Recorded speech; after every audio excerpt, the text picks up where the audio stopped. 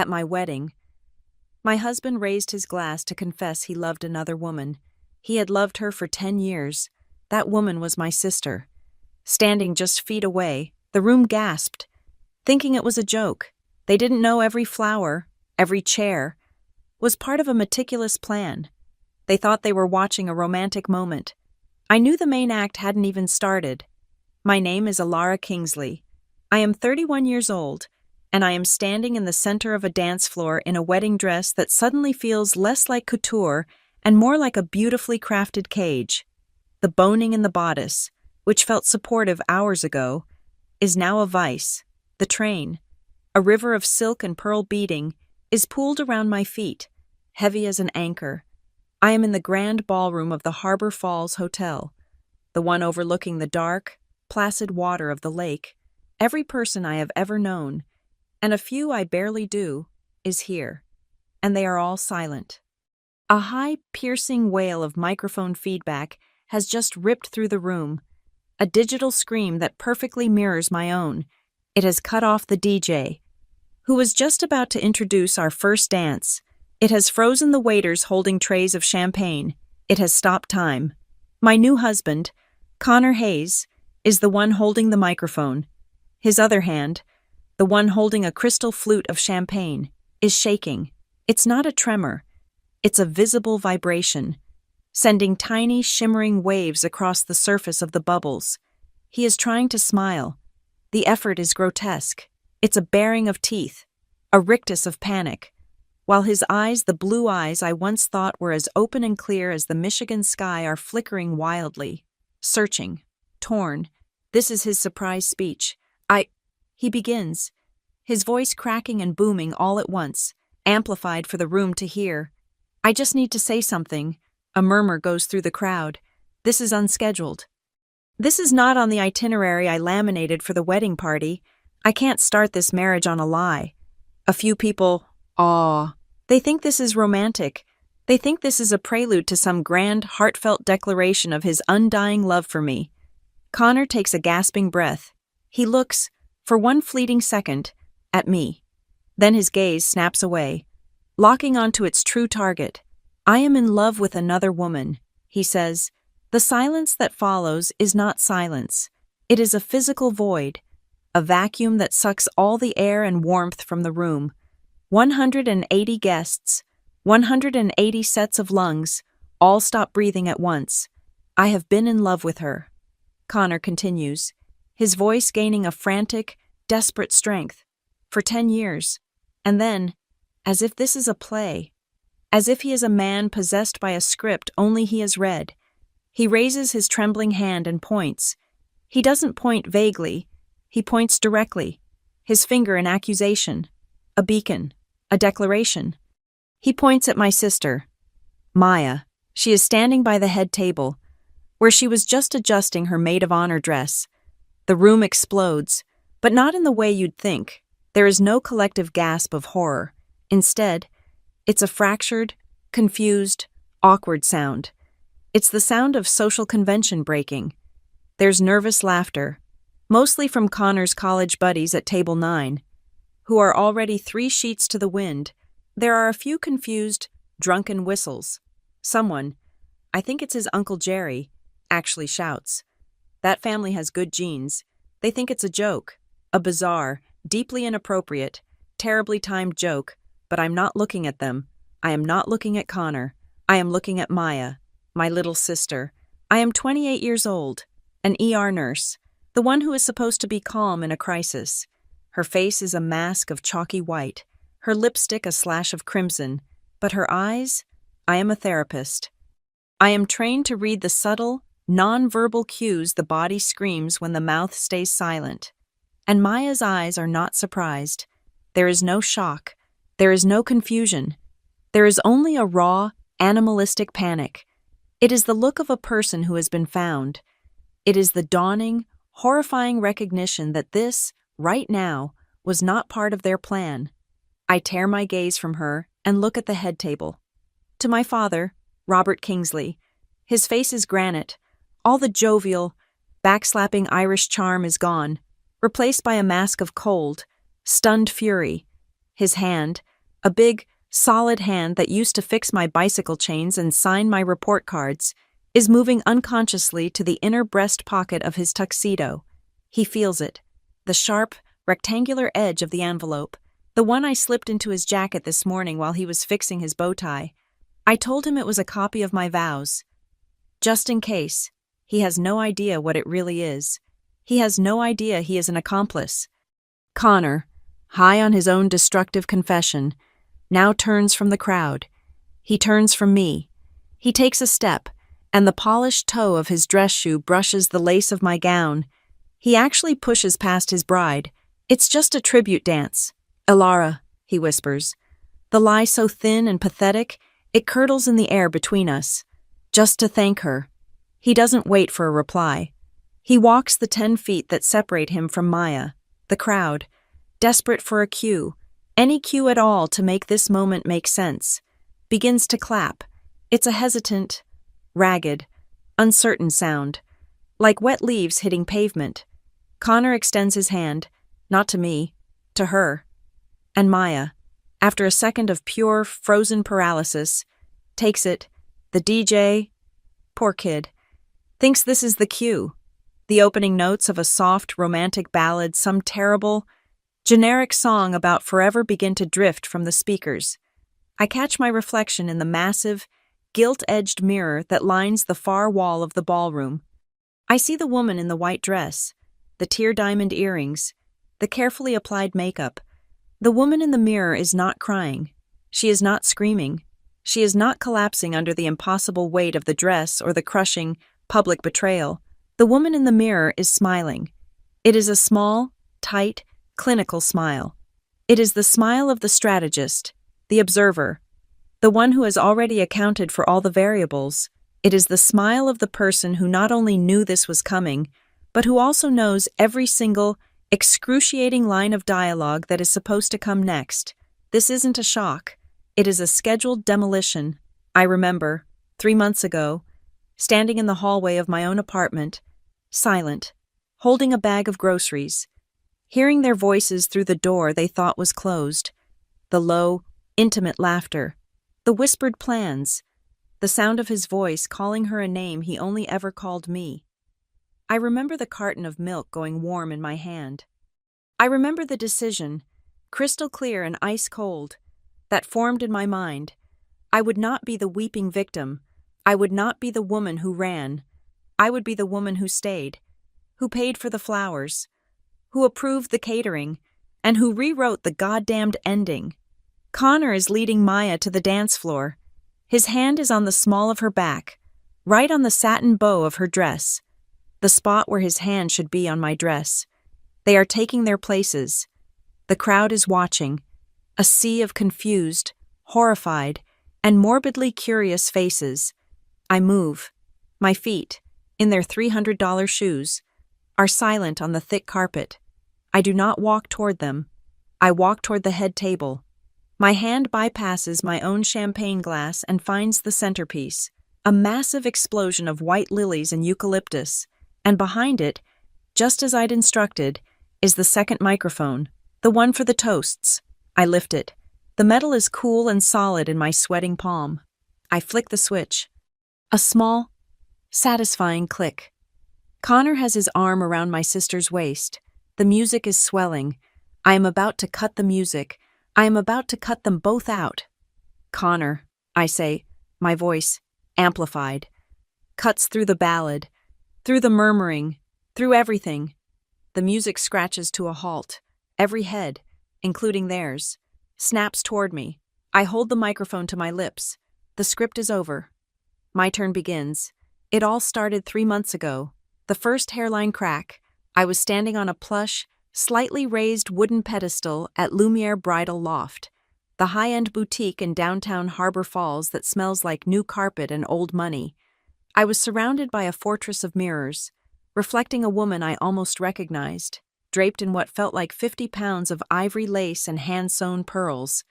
The air was thick with the scent of steamed fabric and the sharp, metallic click-click-click of the seamstress's pins. My sister, Maya, was there. Of course she was, my maid of honor. She was 28 an ER nurse at St. Amalia General Hospital, and my built-in best friend, or so I believed. She wasn't looking at me. She was curled up in a blush pink velvet armchair in the corner, her body small, her shoulders hunched. She was pretending to be deeply fascinated by something on her phone, her thumb scrolling with a jerky, unnatural rhythm. "Maya, look," I said, turning slowly. The dress whispered against the pedestal. "It's the one. Can you believe it?" She looked up. Her smile was a strained, painful thing, like a rubber band pulled too tight. "Wow, Elle, it's perfect. You look amazing. Remember?" I said, trying to get a real reaction. "Remember when we used to use Mom's lace tablecloths as veils, and we'd make bouquets out of the weeds in the backyard?" A small, choked sound came from her throat. "Yeah, I remember." I laughed. A full, happy sound that bounced off the mirrors. I guess I'm just glad this one isn't covered in grass stains. I laughed alone. Maya's smile just stretched thinner. That's when I should have known. I am a therapist. I work at the Solène Haven Institute. My entire career is built on reading the space between the words, on recognizing the language the body speaks when the voice is lying. And Maya's body was screaming, the avoidant gaze, the hunched posture, a classic self-protective stance, the shallow breathing. She looked exactly like a client in the first moments of confessing a trauma. Not a sister celebrating a wedding. I had been writing it off as stress. The ER was brutal. She worked 12-hour shifts. She saw the worst of humanity. I told myself she was just exhausted. That's what I told myself. But my gut, that cold, clinical part of my brain, whispered something else. This was not fatigue. This was a secret, and it was a heavy one. The seamstress, a stern woman named Anya, clucked her tongue. "You must stand still, please." She knelt at my feet to adjust the hem. I was frozen in place, watching Maya in the mirror. She shifted in the chair, her phone still in her hand, and then it lit up. It was on the small table next to her. Screen up, a text message. My vision is sharp. I can read a prescription label from 10 feet away. I could read her screen perfectly. The contact name was just a single letter C. Not Connor, not my future brother-in-law, just C, but I didn't need the full name. I recognized the avatar. It was a default icon, a gray silhouette, but the app itself, the specific shade of blue in the message bubble, was the same app Connor and I used to send quick, unimportant messages. My heart didn't stop. It just shifted, a heavy, painful lurch, like missing a step on a dark staircase, and then the preview line appeared beneath the name, a banner of text that would detonate my entire life. Still thinking about last night. Can't believe we let it get that far. I stopped breathing. The air in the expensive salon became thin, unusable. I could feel the blood drain from my face, a cold tingle moving down my neck. Let what get that far, Maya snatched the phone, her movements fast and guilty, flipping it screen down on the velvet cushion. But it was too late. I had seen it. "Everything okay?" I asked. My voice sounded strange, distant, as if it were coming from across the lake. She jumped. "What? Oh, yeah, just work. You know, someone's asking to switch shifts." She wouldn't look at me. She was staring intently at a framed photo of a different bride on the wall. "Ah," I said, keeping my tone light, breezy, a therapist's tone. "Just work. You've seemed so stressed lately." "Maya, I thought maybe there was a new guy. Someone from the hospital making you smile." I was fishing. I was desperate for her to say, "Yes, this new resident, Carl, or this paramedic, Chris." Maya shook her head, forcing a brittle laugh. "God, no. I don't have time to shower, let alone date. I'm just tired. Elle, seriously, the ER is a dumpster fire. She was a good liar, but I was a better observer. Anya, the seamstress, move behind me. I will pin the waist now. Hold very still." I braced my arms out, mannequin style, the sharp, cold pricks of the pins biting into the fabric, one after another, grounded me. I stared at my sister in the mirror. She was watching Anya's hands, her brow furrowed, and then, as Anya pinned the satin tight against my ribs, Maya did something. It was a tiny, unconscious gesture. Her right hand, the one not clutching her phone, moved to her own body.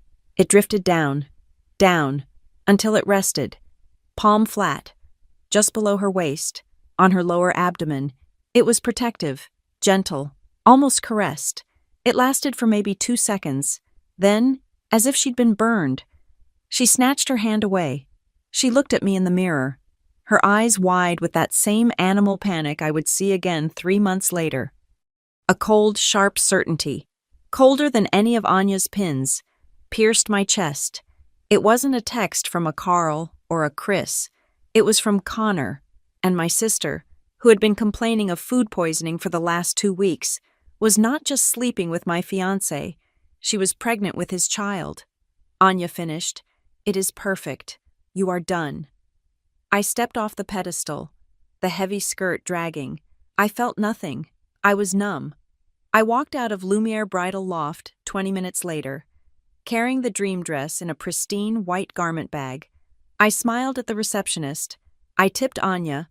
I walked out into the bright, sunny afternoon, the world looking impossibly normal.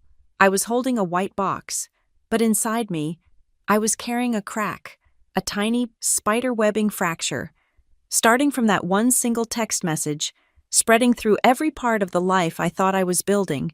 It hadn't shattered yet, but I knew it would. And I knew, in that moment, I wouldn't be the only one broken when it did. The confirmation came 2 weeks later. It was a Thursday. Thursday nights had been our night, Connor's and mine, for 5 years. We were religious about it. No friends, no work, just us. It was our anchor of the week. At 5:15, my phone buzzed. A text from him. "Hey, so sorry, babe. I have to cancel tonight. An urgent client meeting just popped up. Might go all night. Architecture, right? Rain check tomorrow. Promise." I stared at the message. The old me, the me from 4 weeks ago, would have texted back. "No problem. Go get 'em. Want me to leave dinner in the oven?" The new me, the one with the crack running through her, typed, "Of course. Be safe. Love you." I was playing a part, the understanding girlfriend, the supportive, low-drama partner. It was a role I was very, very good at. I closed the file on my last client of the day, locked my office at the Institute, and walked out into the cool evening. But I didn't go home. I felt a restless, sick energy thrumming under my skin. Maya was supposedly working a double in the ER. She'd been complaining about the schedule all week. An idea, seemingly generous, formed in my mind. I'd be a good sister, the good fiancé. I'd grab food for Maya. I drove to our favorite burrito spot, the one we'd been going to since college, and bought her favorite, the one with extra guacamole. A little peace offering, a way to check in on her stomach issues. 20 minutes later, I walked into the bright, sterile chaos of the St. Amalia General ER. The smell of antiseptic and burnt coffee hit me. I found the main nurses' station, a fortress of computers and charts. "Hi," I said to the charge nurse, a woman I didn't recognize. "I'm just dropping something off for Maya Kingsley." "She's on shift. I know she's busy," but the nurse glanced up from her screen, her expression flat. "Kingsley." "She's not here." She called out, "I haven't been here for 2 days." "Oh," I said, the paper bag in my hand suddenly feeling heavy and stupid. I must have mixed up her schedule. She said she was working. The nurse tapped a few keys. "Nope. Called in? Digestive issues?" Again, she said it with that casual, heard-it-all-before tone. But to me, the words were an echo of the lie Maya had been building for weeks. Digestive issues. The bag in my hand was suddenly an anchor, and the warm, foil-wrapped burrito inside felt like a bomb. It was meaningless. I thanked her and walked out. As soon as I cleared the automatic doors, the heavens opened. It wasn't a drizzle. It was a biblical. Michigan in May deluge. The kind of rain that feels personal. I got in my car and sat there for a moment. The burrito on the passenger seat. The smell of cilantro and grilled steak filling the cab. Digestive issues. Urgent client meeting. The lies were so loud. So clumsy. I started the car. I drove. I didn't know where I was going, but my hands, on autopilot, took me away from the hospital, away from our shared apartment, and toward the one place left, Maya's apartment complex. The windshield wipers were beating a frantic, desperate rhythm. Thwack, thwack, thwack, thwack, trying to fight the wall of water. The radio was on, some cheerful pop song, but I couldn't hear it.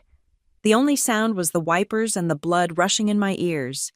I turned onto her street, and there it was, parked halfway down the block, angled awkwardly under a large oak tree as if to hide it, was Connor's car. It wasn't a common car. It was a 10-year-old dark green Jeep, his pride and joy, the one he'd had since college. I knew every inch of it. I especially knew the jagged, 3-inch white scratch on the rear bumper from where he'd backed into a light pole 2 winters ago. It was unmistakable. My heart didn't race. It did the opposite. It slowed. Everything in my body went calm, cold, and terribly clear. The therapist in me, the observer, took over. I was no longer a fiancé. I was a clinician walking into a trauma scene.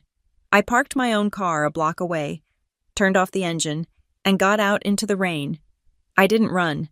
I pulled the hood of my jacket up and walked. Her building was a 3-story walk-up, cheap and functional. I had a key. Maya had given it to me a year ago. "In case of emergency," she'd said. "I guess this qualifies." I let myself into the main lobby, the smell of wet carpet and old mail filling my nose. I climbed the stairs, my sneakers silent on the worn runner. 1 flight, 2 flights, 3. Her apartment was 3B, at the end of the hall. As I got closer, I could hear it. Music. A low, bluesy guitar riff. I stopped 10 feet from the door. It was ajar, not wide open, but not closed, just cracked, a sliver of yellow light cutting into the dim hallway. And then I heard the sounds from behind it. First, laughter, not a happy, open laugh, a choked, breathless, almost gasping sound. Her laugh, then his voice, a low, intimate murmur, too indistinct to make out the words, but the cadence, the deep, familiar timbre, it was his, a sharp gasp, a thud, like a glass or a bottle being set down hard on a table. No, stop. Maya's voice, breathy and high. Connor. A sharp intake of breath, more whispering. Then, a sound that broke me, a low, satisfied groan from him, and a sound from her that was half giggle, half sob. They weren't just in the same apartment. They were together. The urgent client meeting and the digestive issues were in this room, wrapped around each other. I did not move. I did not breathe. I did not storm in, screaming. I did not slam the door open and demand answers. I simply stood there, in the hallway, as the truth, in all its sickening, auditory detail, arranged itself in my mind. I wanted to be the woman in the movie who kicks the door in, who throws the lamp, who demands to know why, but I couldn't. Instead, I backed away. 1 step, then another. My foot hit something. I looked down. Outside her door, next to the welcome mat, was a small pile of recycling, a single, small Amazon cardboard box. The shipping label ripped off, but the product label was still visible. Prenatal vitamins. Next to it, a small, clear plastic trash bag, tied but not yet taken out, and right at the top, visible through the plastic, was an empty green bag of Gin-Gins, anti-nausea ginger chews, the same ones I gave my pregnant clients. The evidence, the banal, domestic, devastating evidence. I turned, and I walked back down the 3 flights of stairs. My legs felt steady, but my hands were shaking so hard I could barely get the key into my car door. I got in. The cab was still warm, still smelled of the burrito on the passenger seat. I looked at it, this pathetic, hot, foil-wrapped symbol of my old life, my old role as the caring one. I put the car in drive and pulled away from the curb. I drove through the pounding rain, the wipers beating their useless rhythm. I knew, with a certainty that settled in my bones, that my relationship, my 5-year, date night, building a life together relationship, had just died. It died in a dim 3rd-floor hallway, to the soundtrack of their laughter. But the funeral. I thought, as I turned onto the main road, leaving the burrito to grow cold on the seat beside me, the funeral would be spectacular. And it would be on my terms. I drove home, our home, the neat, minimalist apartment Connor and I had spent a year designing. Every gray sofa, every brushed steel appliance, every recessed light was a choice we'd made together. I walked in and did not turn on the lamps. I stood in the entryway in the near dark, the only light coming from the street lamps outside, casting long, geometric shadows on the hardwood floor. Then, methodically, I went through the apartment and turned on every single light until the place was lit up like a surgical theater. I sat on our expensive gray sofa, in the full, brutal glare, and I began to diagnose myself. My training, the very foundation of my career, is to name feelings, to give them shape, to strip them of their power by defining them. Shock. That was the cold, buzzing numbness in my hands and feet. The somatic, physical response to trauma. Betrayal. This was the sharp, acidic heat in my chest, a sensation like swallowing bile. It was the cognitive realization the people I trust most have actively coordinated to harm me. Shame. This was the hot crawling on my scalp and the back of my neck. How did I not see this? I am a therapist. I am trained to see. They have made a fool of me. Anger. This was the last to arrive. It wasn't a hot, screaming rage. It was a cold, dense, heavy thing. It settled deep in my gut. A block of ice. It was efficient. I sat there for an hour, clinically cataloging my own breakdown. I understood, with perfect, agonizing clarity. What would happen if I gave in to the emotions? I would cry. I would scream. I would throw his clothes out the window. I would confront them. And they would cry. And they would apologize.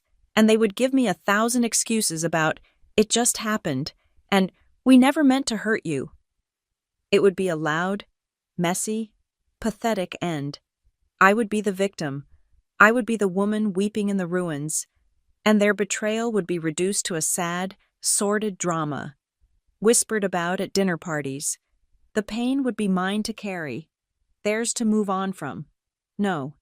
I decided, sitting under the glare of those surgical lights, that I did not want a messy breakup. I wanted something else. I wanted justice. Not the emotional, chaotic kind, but the cold, procedural kind.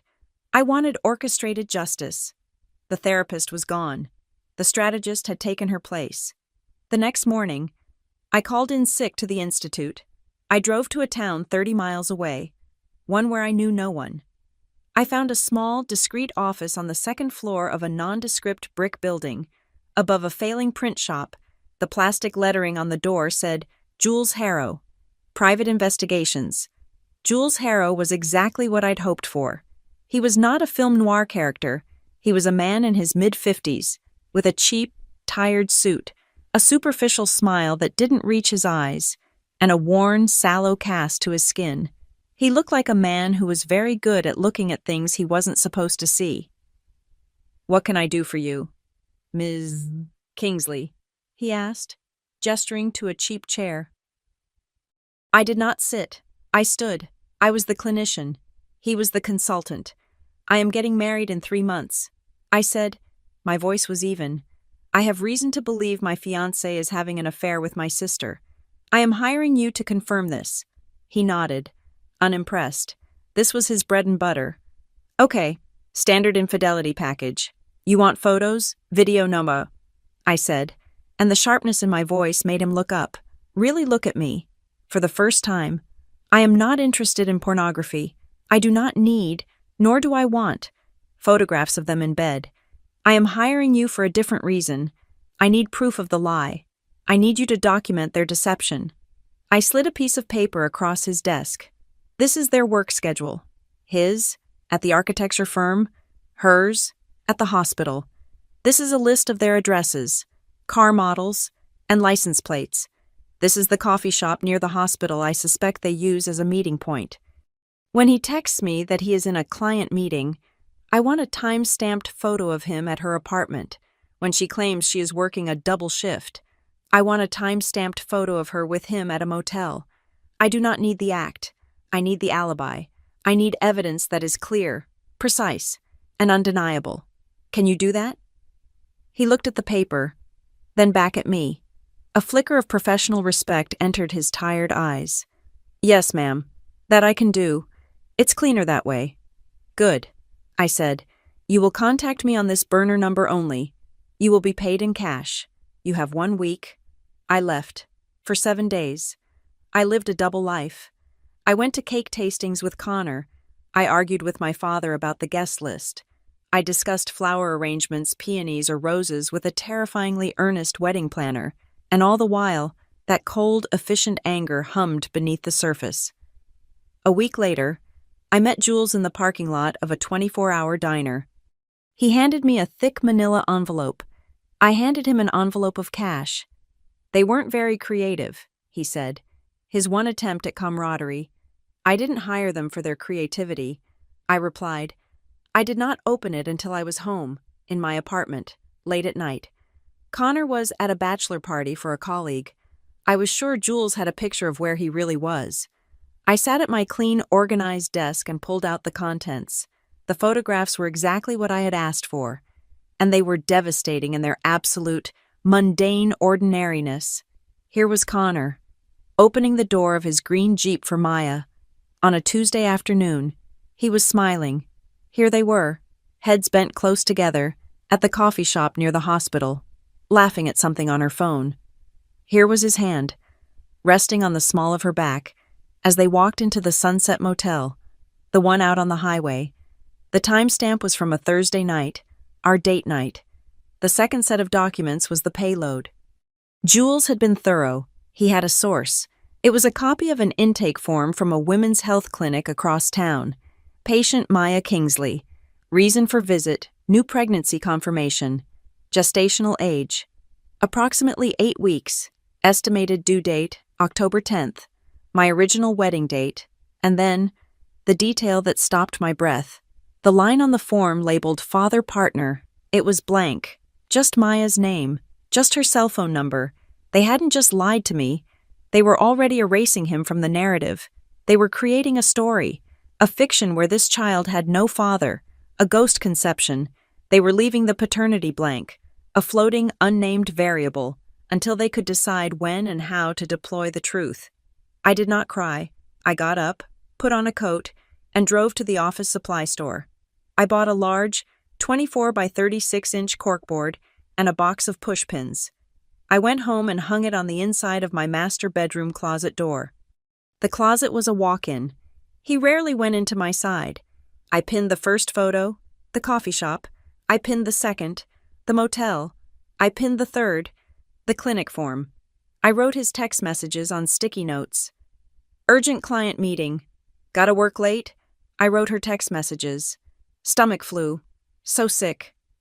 ER is killing me.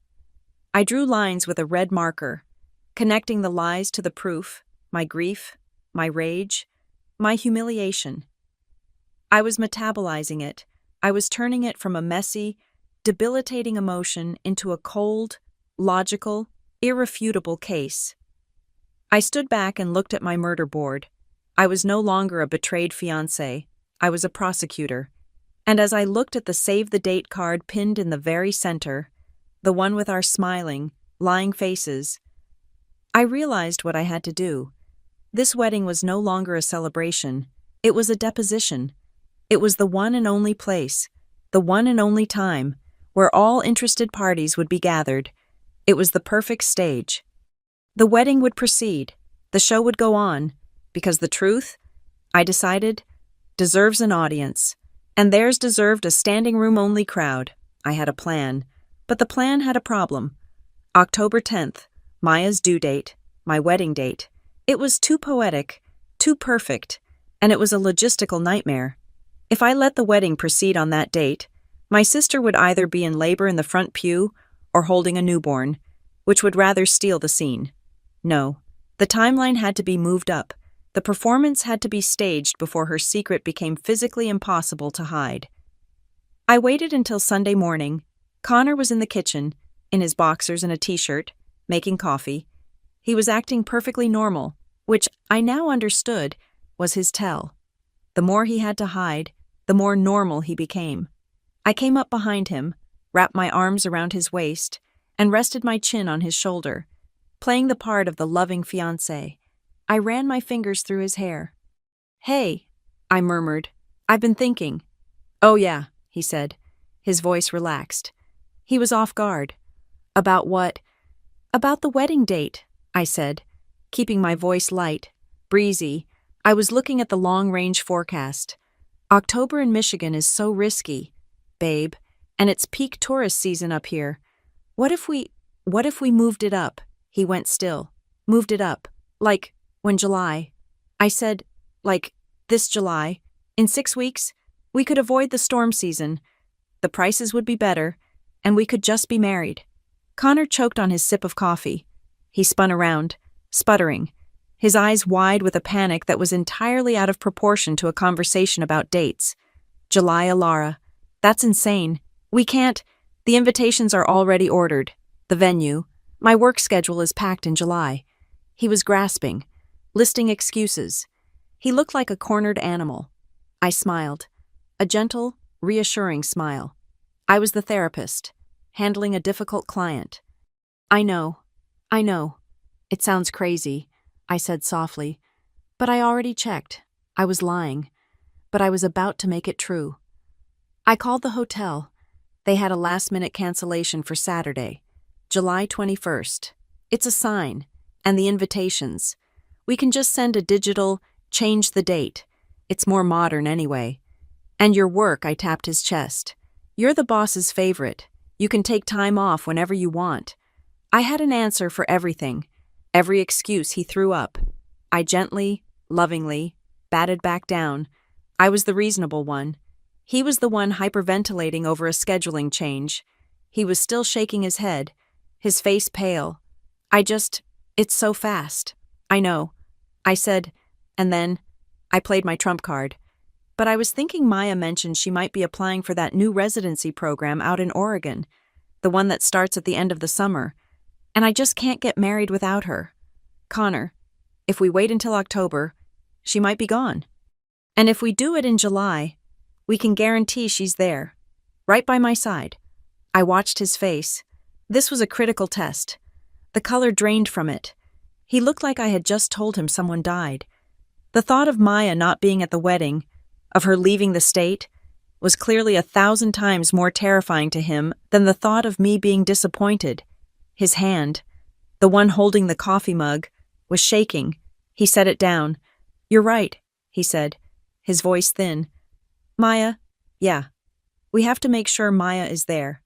No, you're right. July. Let's do July. I'll make it work." He thought he was protecting his secret. He had no idea he was agreeing to my timeline. That afternoon, I drove to my father's house. He lived alone in the old family lake house, the one our mother had loved. He'd been rattling around in it ever since she passed, surrounded by her ghost and his own regrets. I found him on the back deck, nursing a whiskey and watching the water. I didn't bother with small talk. I just told a story. "I had a client this week. Dad," I said, which wasn't technically a lie. I was my own client. She's getting married soon, and she just found out her fiancé is sleeping with her sister. Robert went very still. He didn't look at me. He just stared at the ice melting in his glass. "Is that so?" He said. It wasn't a question. "She doesn't know what to do." I continued, looking at his profile. "She wants to burn his whole life to the ground, but she also wants to just run away. Pretend it never happened." He took a long, slow drink. "She won't be able to," he said, his voice rough. Pretending. He was quiet for a long time. The only sound was the lapping of the lake water against the dock. "When you were a little girl," he said, finally turning to look at me, his eyes full of a history I was only just beginning to understand.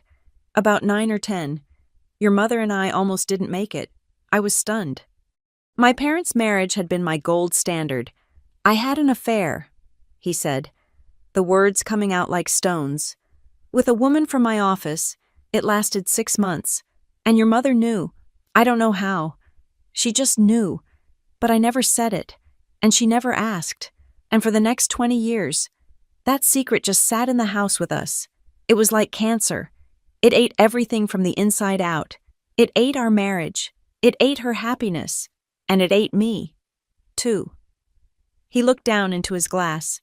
When she got sick, all I could think about was that I'd wasted so much time. All those years.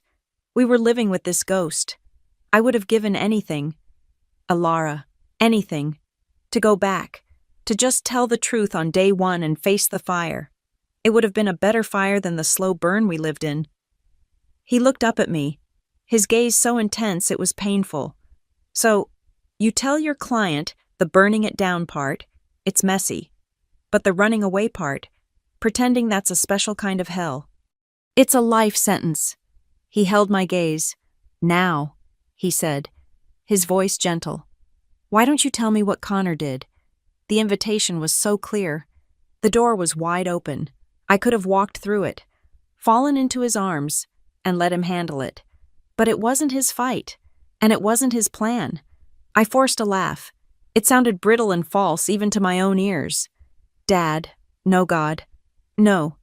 It's just a story. It got me thinking. Though, pre-wedding jitters. You know I lied, and the ease with which I did it scared me. It just seems stupid, to go into marriage without being smart. You are always said to be smart. He was still watching me, not believing me, not for a second. But he let it go. What's on your mind, he asked. The prenup, I said. The one your lawyer drafted. It's just so basic, about the family business. I was thinking, with me starting my own practice, I just want to make sure my assets are protected, too, that we have clear lines. You know, just in case. He sighed, a long, weary sound. He was disappointed. I had chosen not to trust him. Whatever you need. Alara, you know that. I'll have Tom call you. No, I said, a little too quickly. Don't bother him. Just give me his number. I'll handle it. I'm a big girl. He gave me the number. I called his lawyer. Tom, on the drive home. Hi. Tom, it's Alara Kingsley. I said, my voice all business. My dad said you'd be expecting my call. I need a small addendum to the prenuptial agreement. Just one clause. Whatever you need. Ms. Kingsley, he said, I want a fidelity clause. I said, but a very specific one. I want it to state that if, prior to or on the day of the wedding, conclusive proof of infidelity on Mr. Hayes's part is brought to light, all shared assets, specifically the down payment and equity on our co-owned apartment, default entirely to me. Consider it liquidated damages for breach of contract. There was a pause on the other end of the line. That's highly specific. Ms. Kingsley, I'm a highly specific person. Tom, can you get it done by tomorrow? He did.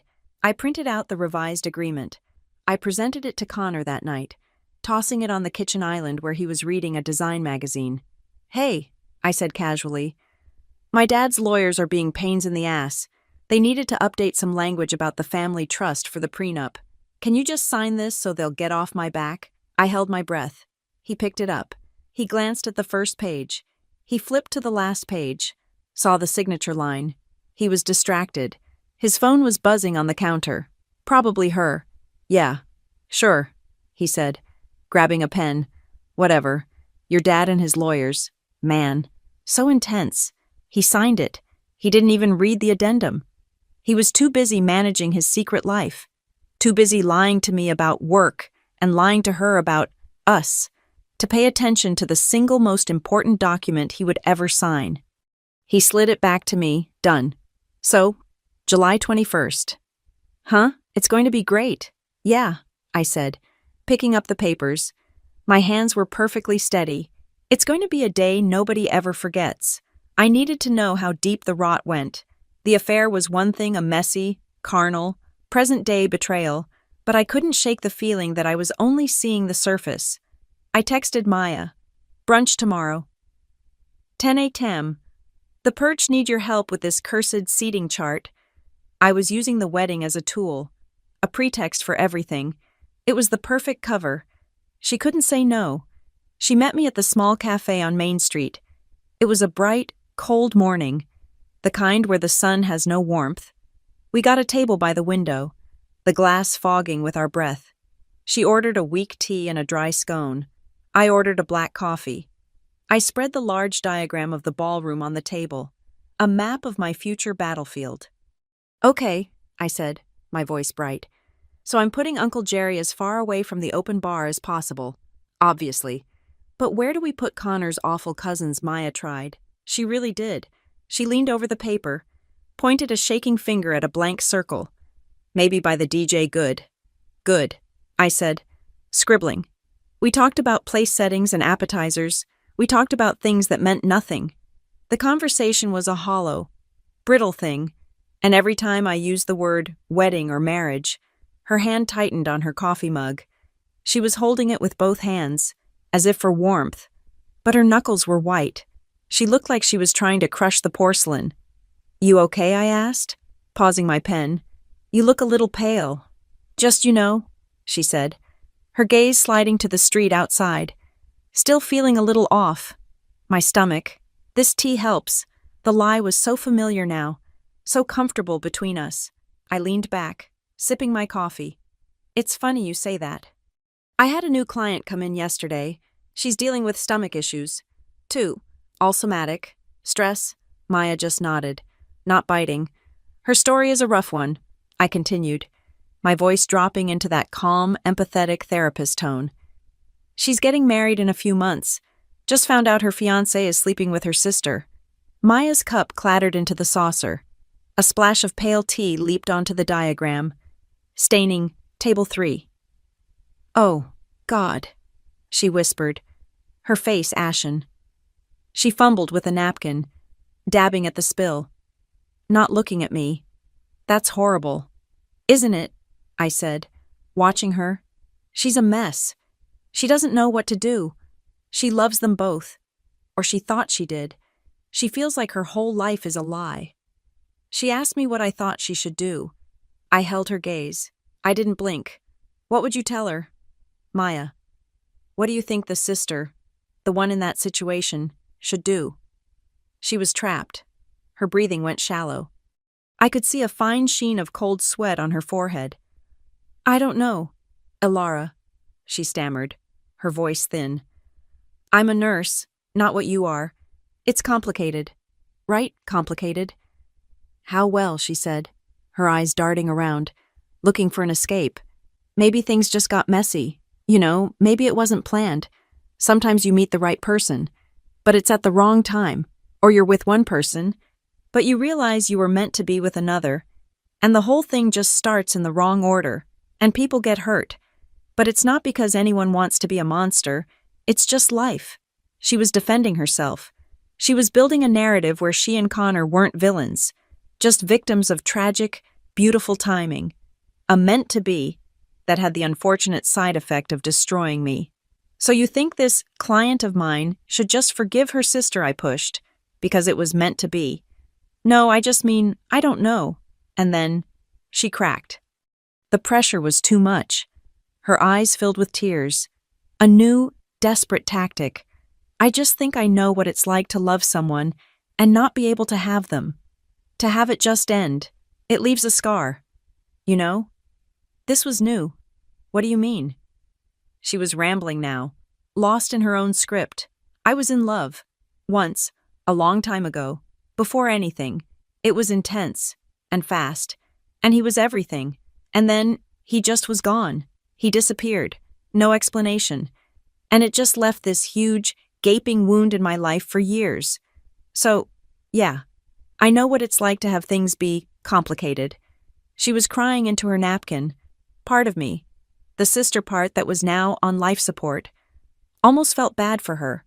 But the strategist was taking notes. A man who disappeared. I paid the bill. I told her it was okay, that the seating chart could wait. I hugged her, my arms stiff around her trembling shoulders. That night, I put Connor to bed. He'd had a long day and fell asleep in seconds. I waited until 1 a.m. Then I took my laptop and a glass of wine into my office. A man who disappeared.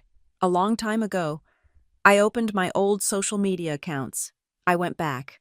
Not 1 year. Not 2. I went back. Scrolling. Scrolling. Scrolling. Past my college graduation. Past my first apartment. Back to the days of bad filters and earnest, oversharing captions. I went to my old college albums. I was a junior. Maya a freshman at the same university. We were at a spring fling event, a big volunteer day for campus cleanup, and there it was, a group photo, a dozen of us in matching bright blue t-shirts, holding rakes and trash bags, grinning at the camera. I was in the back, my arm around my then-boyfriend, and on the far right, standing next to each other, were 2 people. Maya, at 19, her face bright, looking up adoringly, and standing next to her, his arm casually draped over her shoulder, was Connor. He had more hair, a terrible-looking goatee, but it was him. His eyes, his smile, it was unequivocally, unmistakably him. 10 years ago, I stared at the photo until my vision blurred. He didn't just meet Maya through me. He had known her before me. He was the man she had loved. He was the man who had disappeared. I met Connor at a professional architecture conference in Chicago.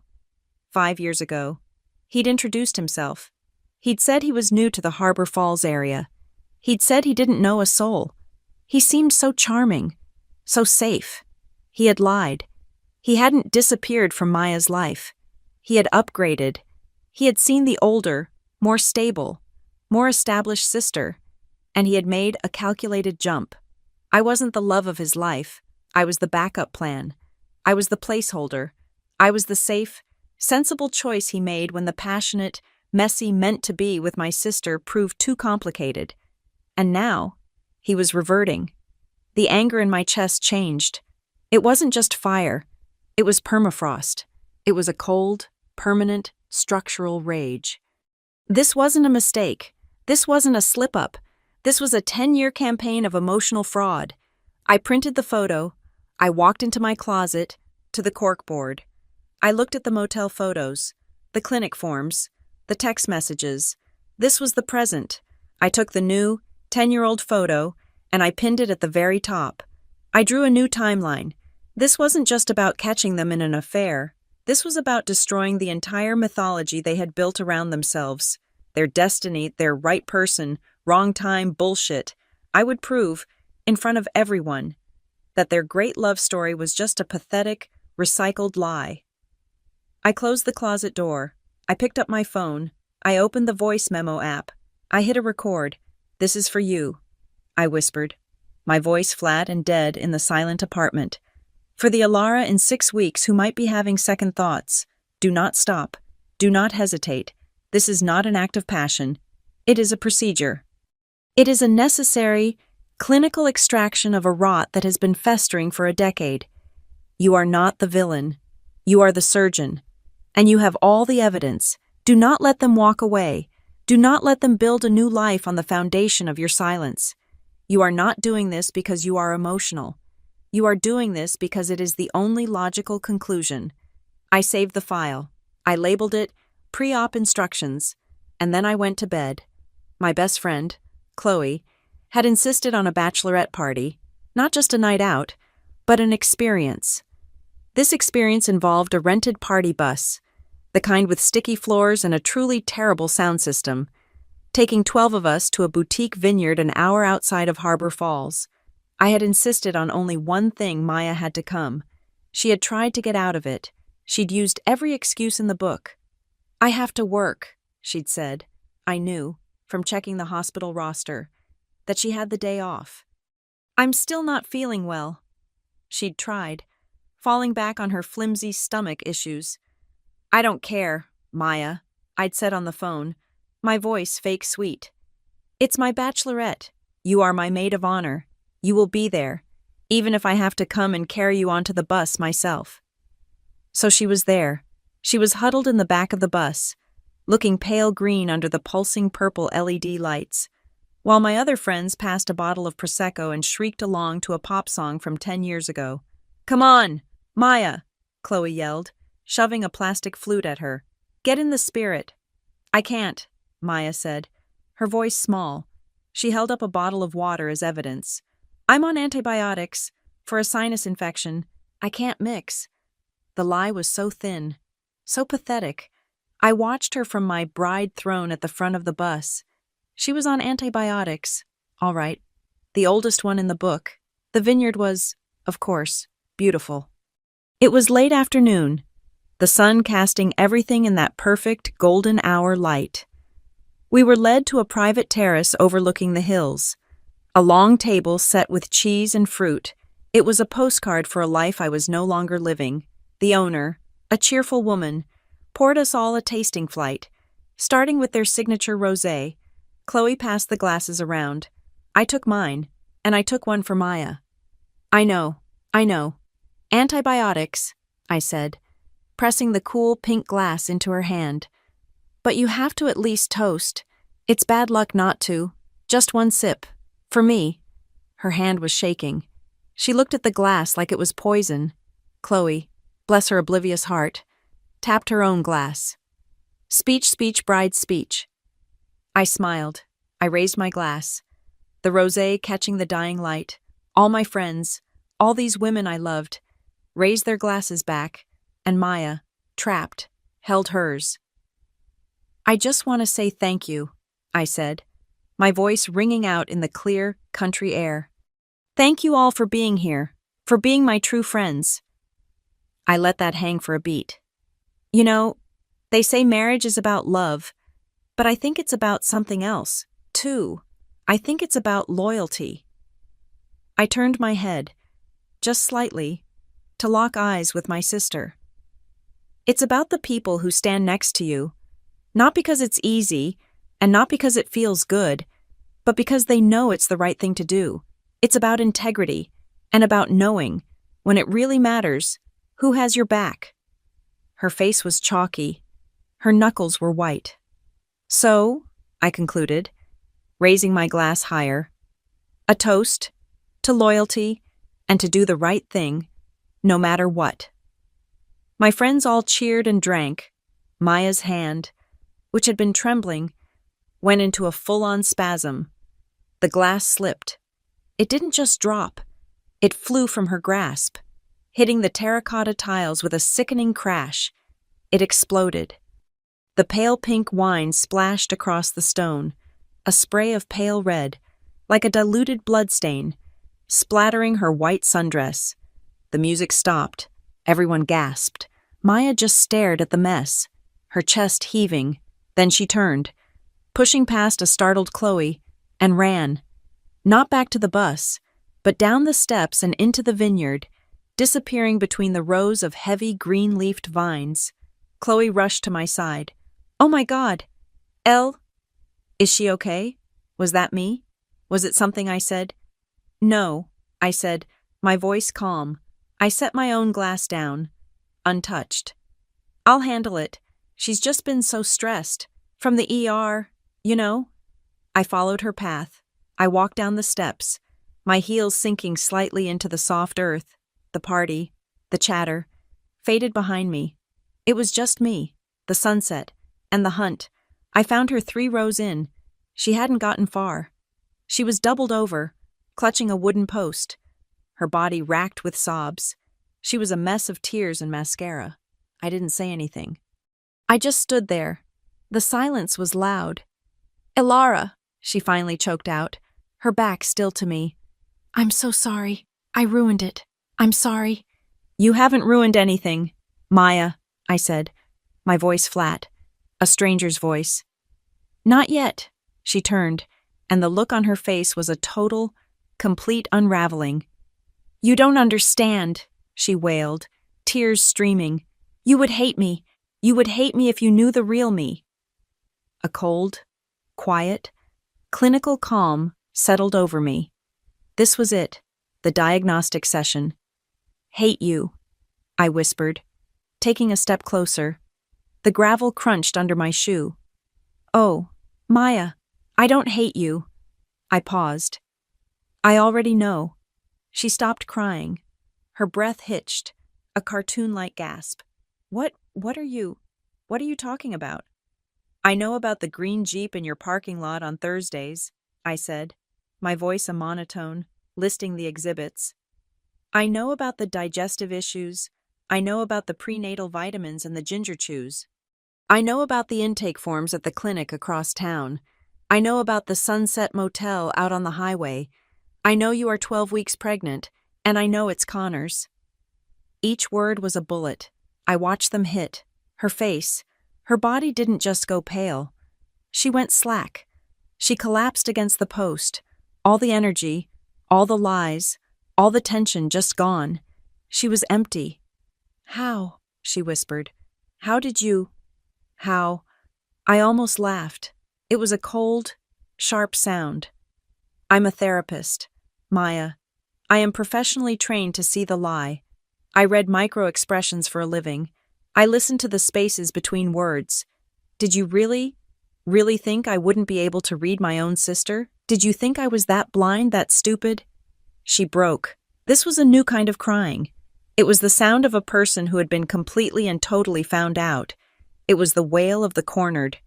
He promised, she screamed, clutching her stomach. The gesture I'd seen in the bridal shop. He promised he would tell you. He said after the honeymoon, the rest of the plan. He said he couldn't ruin it, she sobbed, rambling now. He couldn't ruin the wedding. He knew how much everyone had planned, but he said after we were back, he'd tell you, he'd explain. Explain what? Maya, I demanded, my voice like ice. Explain what? That we were looking at apartments, she choked out. In Portland. He was going to tell you it was a work transfer, that the firm was opening an office there, and that we would go. The three of us. We would start our new life. She looked up at me, her eyes bloodshot, desperate, delusional. He promised he'd still take care of you. He promised he'd be good to you, that we'd figure it out. The audacity, the sheer, breathtaking, narcissistic arrogance of them.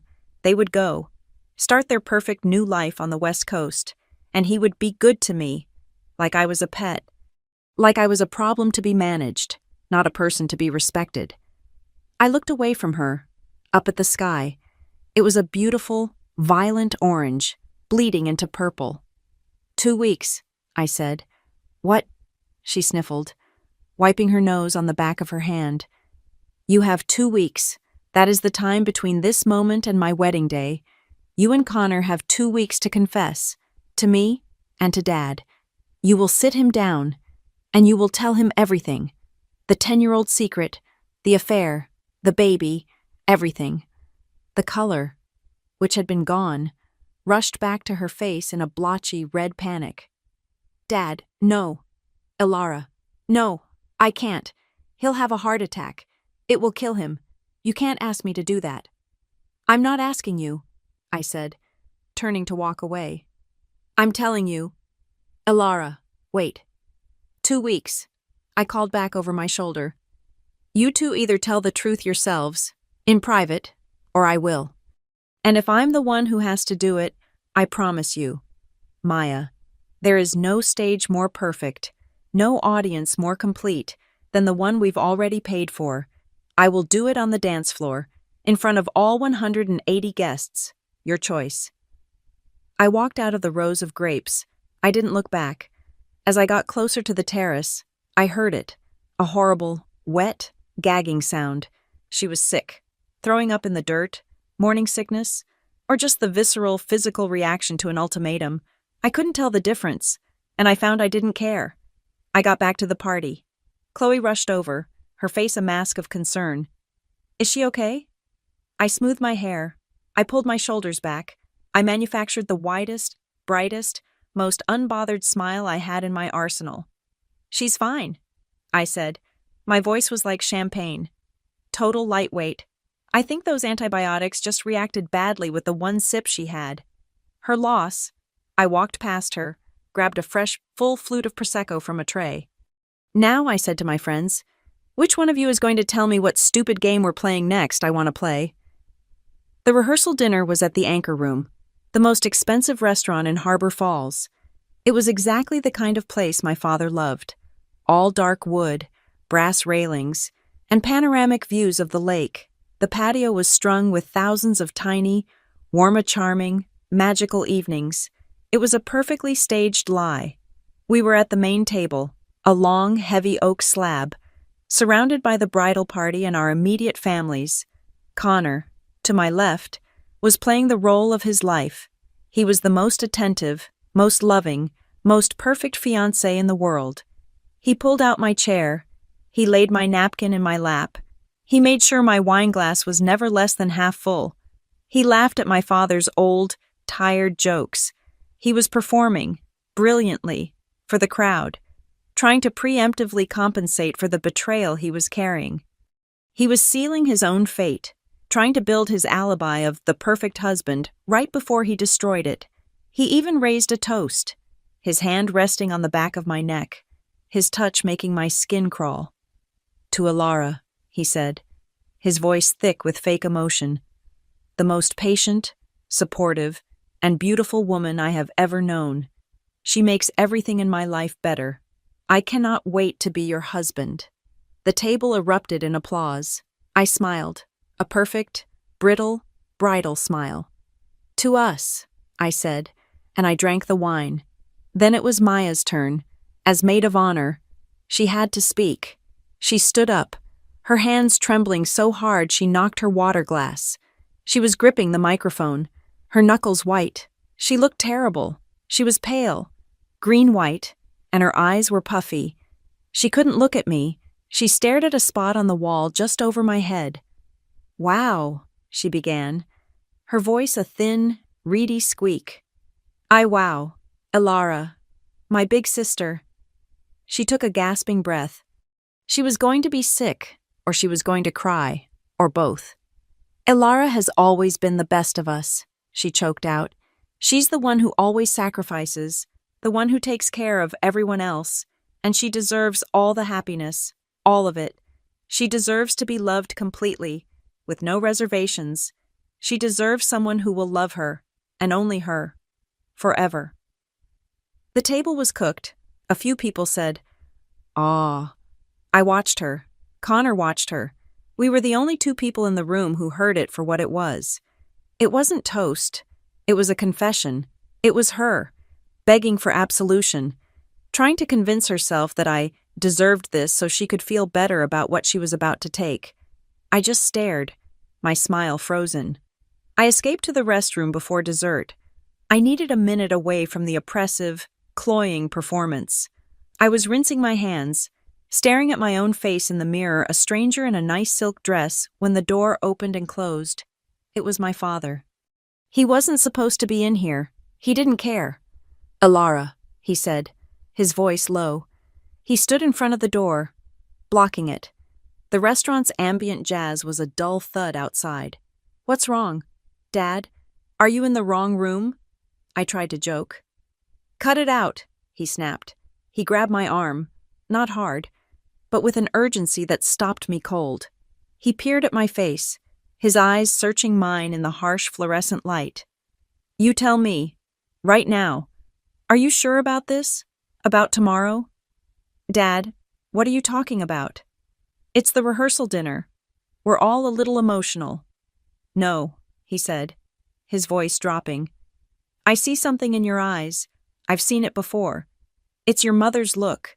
It's the exact same look she had, the year you turned 10, right before she decided to forgive me.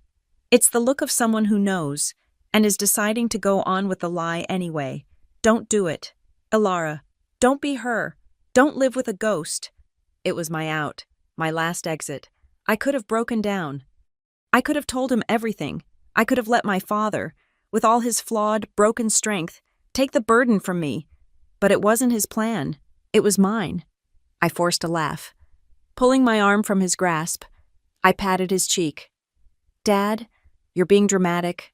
I'm fine. I'm just tired. It's a wedding. It's a lot of pressure. I'm marrying the man I love. Now, can you please get out of the ladies' room before you give someone a heart attack?" He stared at me for 1 second longer. He knew I was lying, but he had no proof, and I was offering no quarter. He sighed, a deep, rattling breath of disappointment, and stepped aside. "All right," Ilara, whatever you say. I went back to the apartment alone. It was tradition for the bride and groom to sleep separately the night before. Connor was at the hotel with his groomsmen. He was probably texting her. My apartment was cold and quiet. I changed into an old t-shirt and, at 2 a.m., I sat down at my laptop. It was time to build the bombs. First, the email. I logged into a new, sterile email account I'd created. I uploaded the files from Jules Harrow, the motel photos, the 10-year-old college photo, the first clinic intake form. I wrote a simple, devastatingly clear message. To our friends and family. The wedding you are attending today was based on a lie. For the last several months, my husband, Connor Hayes, has been having an affair with my sister, Maya Kingsley. This is not new. It is a deception that has lasted 10 years. The evidence is attached. I compiled the list of all 180 guest emails, and I scheduled the email to be sent at 8:01 p.m. tomorrow, 1 hour into the reception, right when the toasts would be finishing. Second, the slideshow. The DJ was expecting a sweet childhood montage. I made one. Baby Ilara in the bath, toddler Connor on a tricycle, our families, our engagement, and then, at the very end, I inserted 5 new slides. The photo of them at the coffee shop, the photo of them at the Sunset Motel, the 10-year-old college photo. They would play, full screen, for 5 seconds each. I saved the file as Ilara Connor Childhood Final, PPT, and uploaded it to the DJ's shared folder. He would never check the end. Third, and most importantly, the envelope. This was the masterstroke. This was the new information that had cost me another $2,000. Jules had dug again, and what he'd found was a masterpiece of deceit. Maya had been to another clinic, a different one, under her mother's maiden name, and on that form, when asked to list potential fathers for a genetic screening, she had not listed Connor. She had listed Evan Wells, my father's business partner, a married man. My sister wasn't just lying to me. She was lying to everyone. I printed the copy of that new document.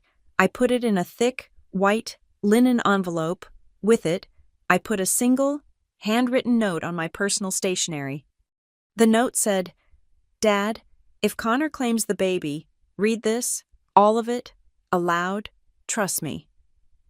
Tomorrow morning, when I met him for our father-daughter breakfast, I would slip this into the inner pocket of his tuxedo. The machine was built. All the gears were in place. I sat back, the laptop glowing in the dark room. My finger hovered over the mouse. I could still stop it. I could hit unschedule. I could delete the file. I could burn the envelope. I could, as my father suggested, just walk away, get on a plane, disappear, let them have their messy, rotten life. But then I pictured it.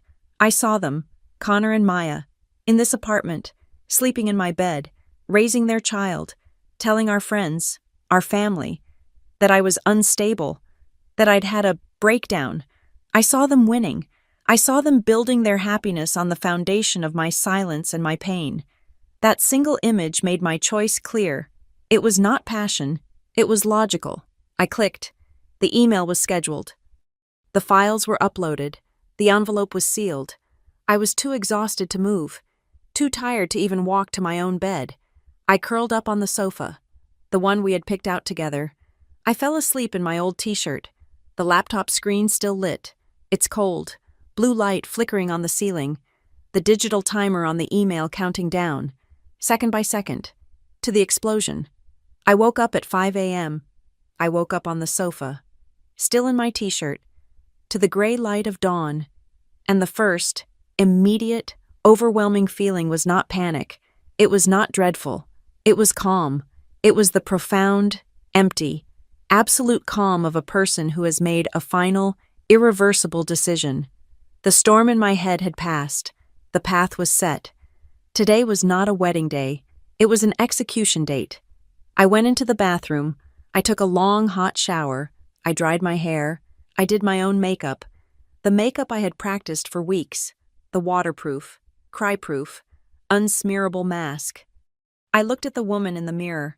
this stranger with the perfectly applied eyeliner and the hollow eyes. "Today," I whispered to her, "I will not tell a single lie." It was a vow, my only true vow. I arrived at the hotel's bridal suite at 9 a.m. It was exactly as you'd imagine: chaos. The air was thick and hot, a fog of hairspray and perfume. A playlist of upbeat, awful pop music was blaring. My bridesmaids, my closest friends, were a flurry of silk robes and champagne glasses, laughing too loudly, giddy with the performance of it all. The hairstylist was complaining about the humidity, the makeup artist was laying out her tools like a surgeon, and in the corner, by the window, in a chair, was Maya. She was already done. The makeup artist had clearly gotten to her first. She was encased in a thick layer of foundation, her face a pale, uniform mask, but it couldn't hide the puffiness. It couldn't hide the red, raw rims of her eyes. She looked like a ghost, a beautiful, tragic, haunted thing, clutching a bottle of water. Our eyes met for a fraction of a second before she looked away. Out at the lake, I let them work on me. I was a doll.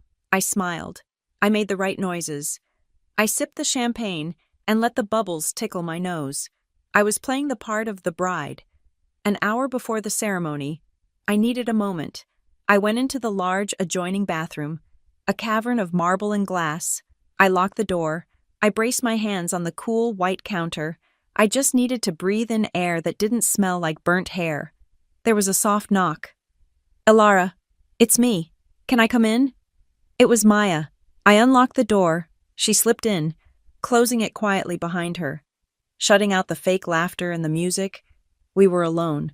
Just the two of us, under the bright, unforgiving vanity lights. "Elara," she started, her voice a desperate whisper. "Please." "Please what?" "Maya," I asked. I was not unkind. I was just done. I was a doctor who had already signed the death certificate. "Please don't do this," she begged, the tears welling up, ruining the expensive makeup. "What you said at the vineyard, you can't. You can't. It will kill Dad. It will destroy everyone. Let's just get through today. Please, we can talk about it tomorrow. We can—" "There is no we," I said, my voice flat. "And there is no tomorrow." I looked at her, my sister, this person I had loved more than anyone on earth. I gave her one last chance, not for her, but for me that used to exist. "Do you want to stop this?" I asked her, my voice quiet.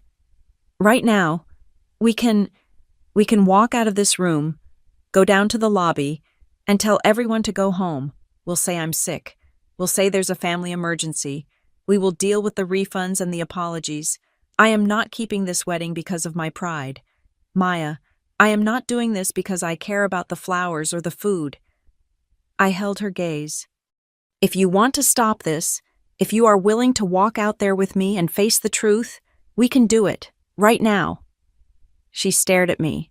She saw I was serious, and I saw, in her eyes, the real, true, pathetic answer. She burst into tears, a full, body-racking, ugly sob.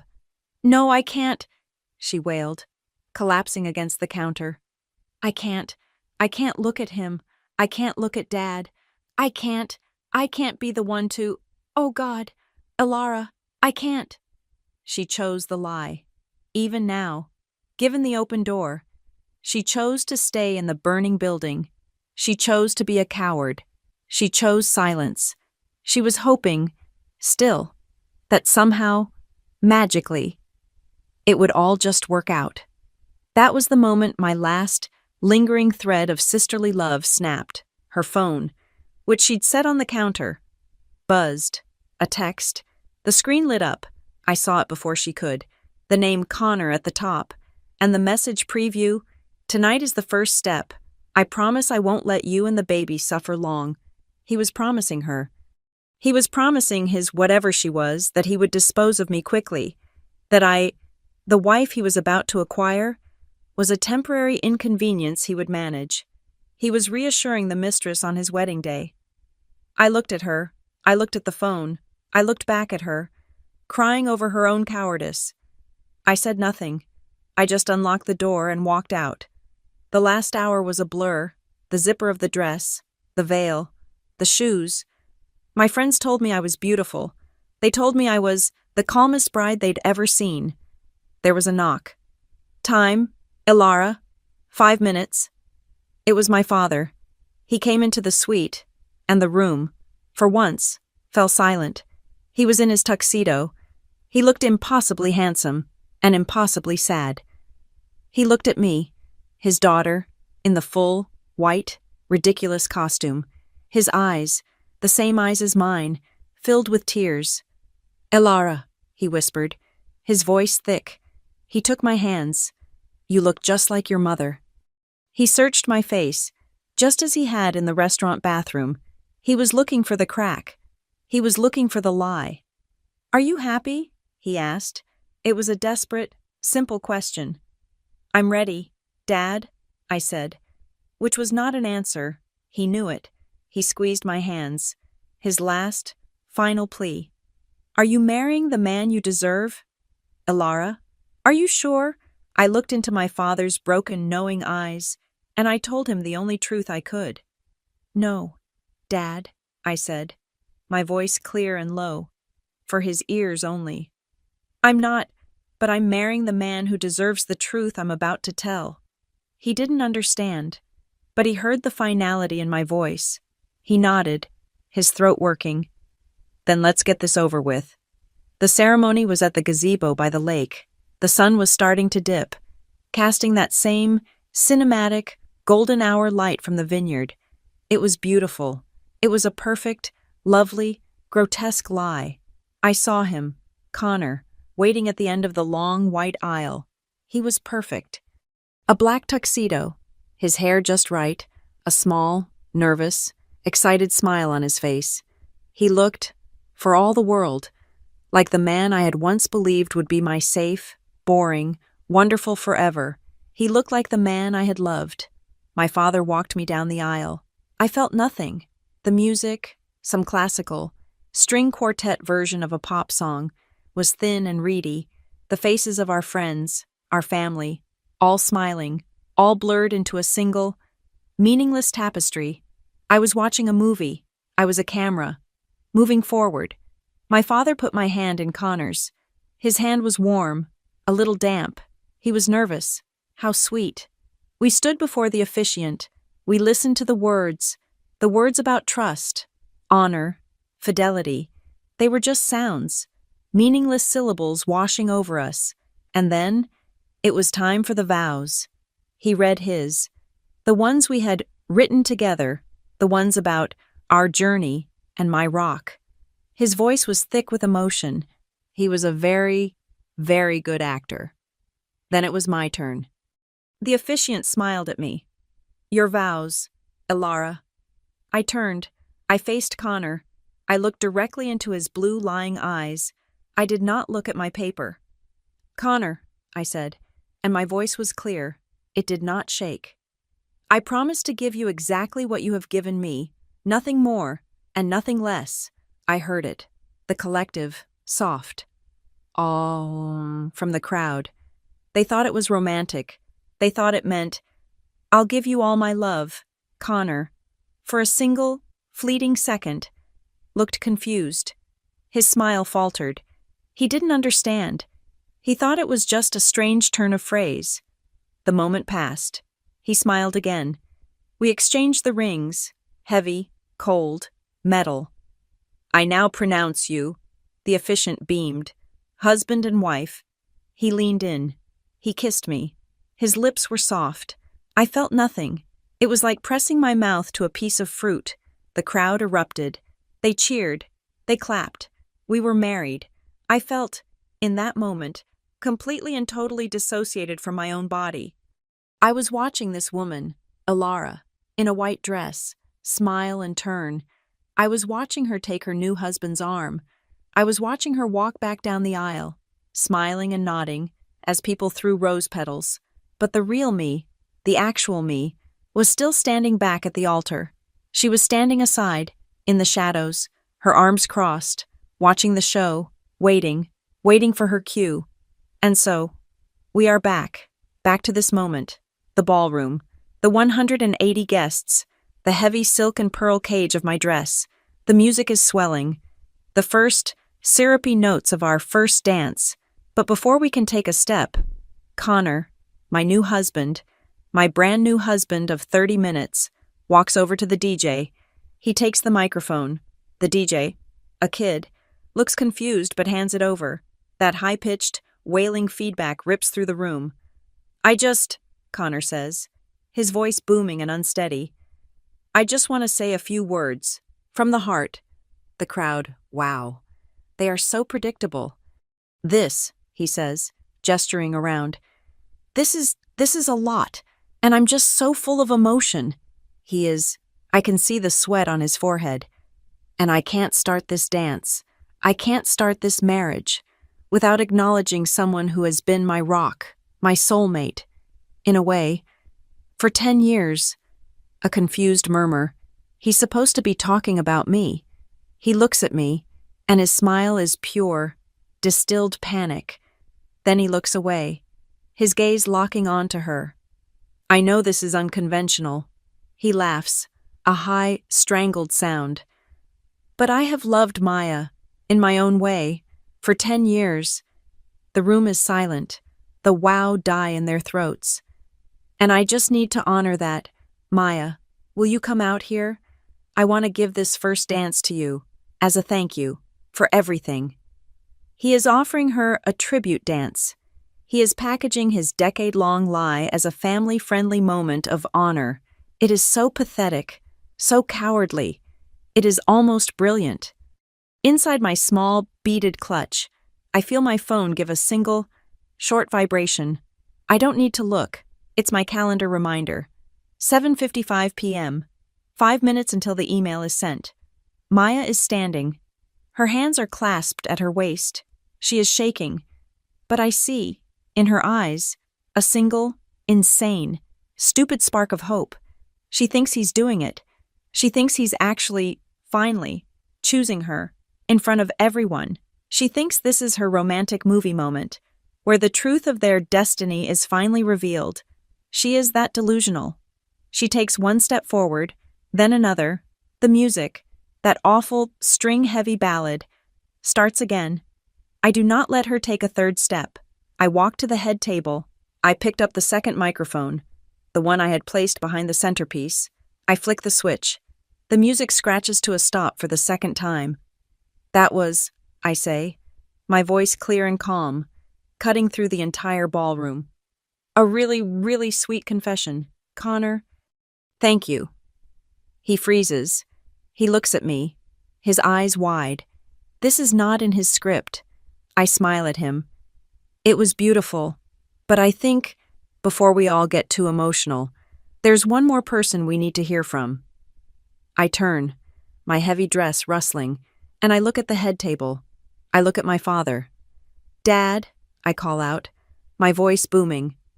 Dad, you still have that envelope I gave you this morning, right in your jacket pocket. Robert, my father, looks at me like I have just sprouted a second head. Confused, he pats his chest. He feels the thick, linen rectangle. Yeah, he says, his voice a low rumble, not in a microphone. Elara, what are you? Just take it out, Dad, I say, my tone still light, still breezy.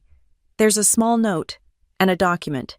I need you to read the last part of the document, the very last line. For everyone, I think we all need to hear this together, as a family. The air in the room is no longer just silent. It is thick. It is heavy. It is unbreathable.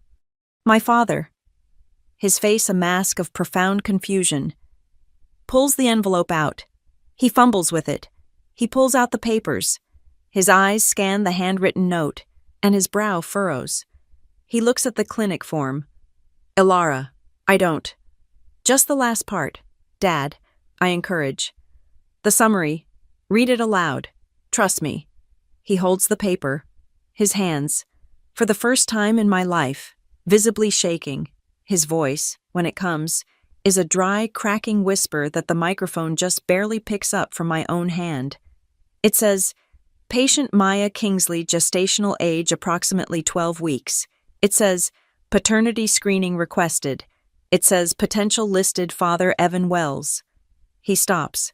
He looks up from the paper, his face ashen. He looks at me, then at the table where his business partner, Evan Wells, is sitting with his wife. "No!" Connor screams. The sound is raw, ripped from his throat. "No, that's a lie. It's mine. The baby is mine. Alara, what did you do? She's lying." "Am I?" I say. I turn, not to Connor, but to the tech booth at the back of the room. "I think you have that slideshow I sent over. The one of our childhood. Can you play that now?" I think this is the perfect time. "Alara, no!" Connor yells. The lights dim.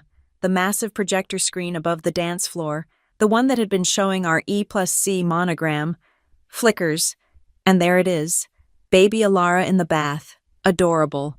Toddler Connor on a tricycle. Cute. Our two families. At a barbecue. Happy. Our engagement photo. Smiling. A photo of Maya and a man, his arm around her, walking into the Sunset Motel. A man who is not Connor, a man who is Evan Wells. The timestamp in the corner is from 12 weeks ago, a photo of Maya and Evan Wells.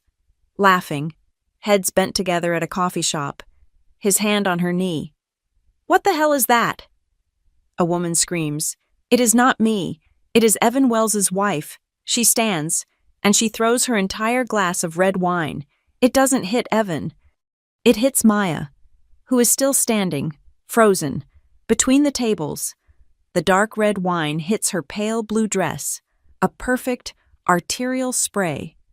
"You," Evan's wife shrieks. "You're sleeping with my husband." She doesn't wait for an answer. She grabs Evan by the ear and starts dragging him, physically dragging him, toward the exit, screaming at him the entire time. The ballroom is chaotic. Connor turns to me. His face is no longer human. It is a mask of pure, unadulterated rage. "You," he screams, his voice cracking. You bitch. You are insane. You set this up. You did this. You ruined everything." Maya, soaked in wine, finally collapses onto a chair, her head in her hands, her shoulders heaving. "I'm sorry," she's wailing, to no one and everyone. "I'm sorry, Connor. I'm sorry. Alara, I didn't know what to do." I lift my microphone. "Quiet," I say, and the room, miraculously, obeys. "You're right, Connor," I say, my voice a blade, cold and sharp. "I did. I set this all up. I've known about you and Maya for 3 months. I've known about your 10-year love since I found the college photo of you two. I knew." I look at them. My husband, my sister. "I gave you 2 weeks," I say, my voice ringing in the silence. "I gave you 2 weeks to tell my father and to tell me. In private, I gave you the chance to be an adult, to have one, single, shred of integrity. You," I look at Maya, "chose to be a coward, and you," I look at Connor, "chose to lie on our wedding day. You chose this stage. You chose this audience. You just didn't know I was the director." And right on cue, a new sound. It starts low, a chorus of vibrations, then chimes, all at once, 180 phones, in pockets and in purses, all going off at the exact same time. It is 8:01. The email has been delivered. "And that," I say, gesturing to the guests who are now pulling out their phones, their faces going from confusion to shock. "That is the rest of it. That is the 10-year-old photo of you and Maya. That is the motel receipt you signed. That is the clinic form. And that," I smile, "is the signed and notarized prenuptial agreement, where you waived your rights to this apartment if you were proven unfaithful before, or on, our wedding day." Connor looks at the phone of a guest nearby. He sees the photo. He sees the text. He understands. It is over. Every escape route is gone. He makes one last, desperate, animalistic sound, and he lunges for me, to get the microphone, so I don't know what. He never makes it. My father, who has been standing, silent, his face like a stone, steps in front of me. He is, for the first time in my entire adult life, my protector. He puts one massive hand on Connor's tuxedoed chest and shoves. "Get out," he says, his voice a low, dangerous growl. Now, Connor stumbles back, tripping over a fallen champagne flute. He looks at me, at my father, at the room of people reading about his lies. He is broken. I walk past him. I walk to the DJ's podium. I calmly unclip the long, stupid white veil from my hair. I set it on the speaker. I take the bouquet, the heavy, expensive bouquet of white peonies, and I set it next to the veil, an offering, a sacrifice. I lean into the DJ's microphone for my last line. "You set your own lives on fire," I say, my voice calm, every word clear. I just turned on the lights so everyone could see the flames. I turn. I walk off the dais. I walk past my father. I walk past my weeping sister. I walk past my ruined husband. I walk through the center of the ballroom, my head high, my dress making a soft, shushing sound. The noise, the screaming, the accusations, the crying. It's all behind me now. It's just a dull roar. I push open the heavy ballroom doors. I walk out onto the hotel terrace, into the night. The air is cold, and it hits my hot face. It feels like the first real breath I've taken in 3 months. My dress is stained. There is a splash of someone's champagne on the skirt, and a tiny, glittering piece of broken glass I must have stepped on. I don't know what I'm doing tomorrow. I don't know where I'm going to live, really, but I stand there, under the stars, in the ruins of my wedding, and I am, for the first time in a decade, completely and totally free. The words, "I choose me," are no longer just advice for a client. They are a verdict, and they are a release. Thank you so much for listening to my story. Please comment below and let us know where you are listening from. We love to hear your thoughts and connect. Make sure you subscribe to Zoe Revenge Stories, like this video, and hit that hype button so more people can hear this story.